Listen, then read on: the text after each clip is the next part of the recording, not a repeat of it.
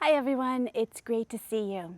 Today I'm going to be unboxing a new type of Japanese maple. So new to me, not new in general, but I'm really excited about this. I'm really getting into different alternatives for planters. And I had a great experience ordering from Mr. Maple, the first Japanese maples that I had ordered. And this is not a sponsored video, but you know how it is. When you have a good experience, you're tempted to order from them again.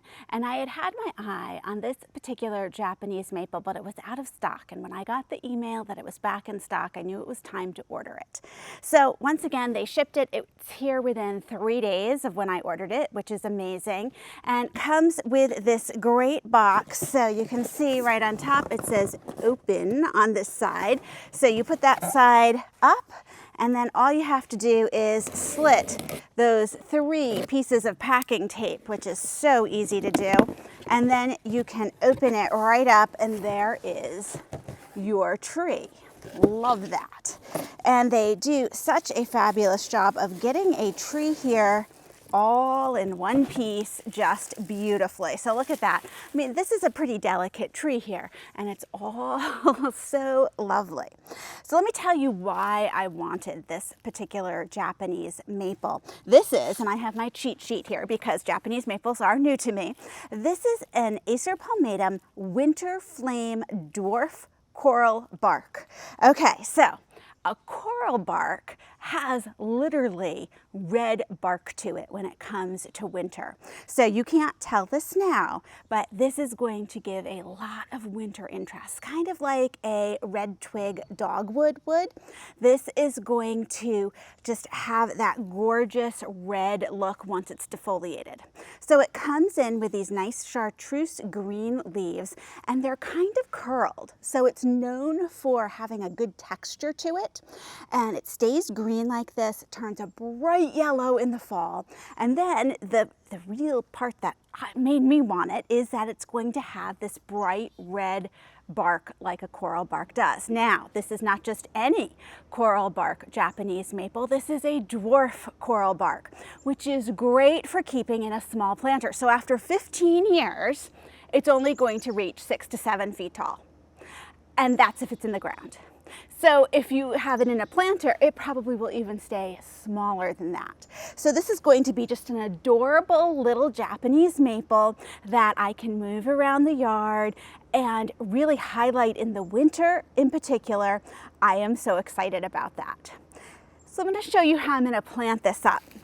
The interesting thing when you're putting a tree into a pot, you would think it would be better to have a really big pot to put it in so it has plenty of space for its roots. But actually, your Japanese maples don't like that. They want to be planted in a smaller pot to sort of match their initial pot. And then over the years, if you choose to gradually increase that, you can. So I have a pot that is a bit bigger here, but it's not too big here. We're not like looking at putting it in a 3-foot pot. And this will probably last it for years, which is awesome. Now, I always choose these lightweight resin pots because I do like to move them around so that I have this plant really highlighted for the best possible show throughout the year. So I choose something light. Now, all my pots pretty much, I say that, and of course, wouldn't you know, the pots right behind me are not brown. Most of my pots are brown, but they're a darker brown than this. So I'm actually going to spray paint it first. And I'm going to walk you through how I'm going to do that. So I've moved to the side yard that we don't really use a lot. When you are setting up to spray paint, you want to make sure you don't have anything around that you want the spray paint on other than the item that you are spray painting. It is also not a windy day here, so this is a perfect time to be doing some spray painting. And of course, you want to suit up as you're doing this. So although I try to be careful, I always have spray paint get somewhere it's not supposed to. So I'm going to make sure that I have my gloves on. Do make sure that you put some eye protection on. And actually, this is the first year I started wearing a mask while I spray paint. And that's only because we have masks around for COVID. And I found that it makes it so much better. Like, you honestly do not smell the paint nearly as much. So I'm going to do that and hope that you still hear me. I'm going to be using the Krylon Fusion All-in-One Paint and Primer. It is a matte coffee bean and it is good for lots of different surfaces. So make sure you shake it well. Okay, I feel like I'm all set. I am going to start with the bottom of my planter because I want to go just over the bottom a little bit so that when it's set down, it is really covered well.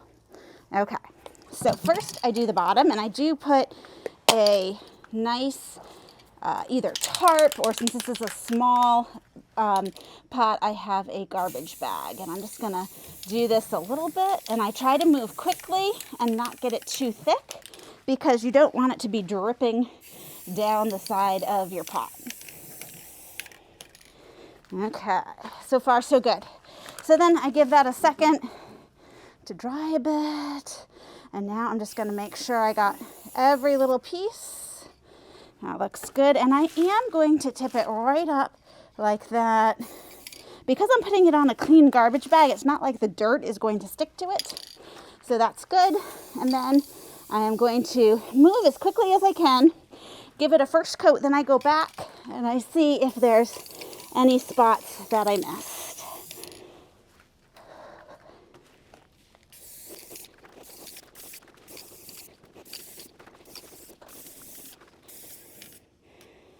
Okay, so notice, take off my mask. There we go.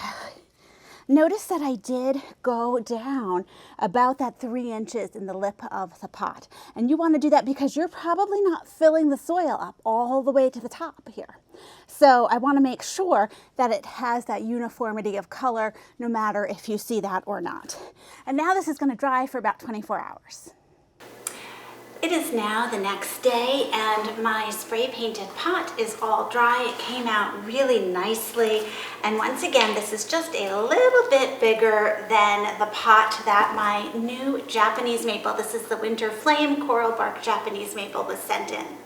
Now when you unpack these from Mr. Maple, it says to water them thoroughly, and then Japanese maples like to dry out in between watering. So there are already 3 holes at the bottom of this planter, which is great. So that's all set. I'm gonna put on some gloves really quickly here.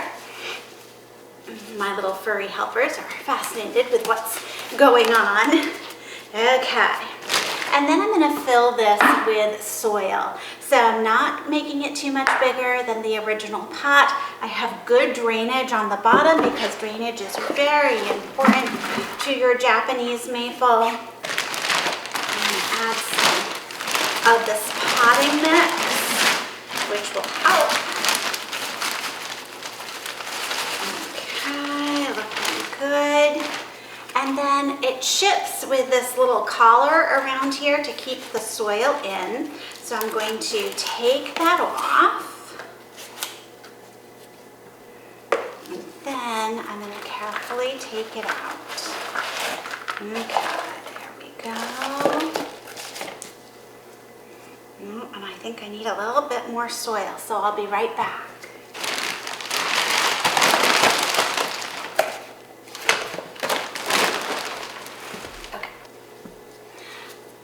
Back with some more potting mix. I'm just going to top this off.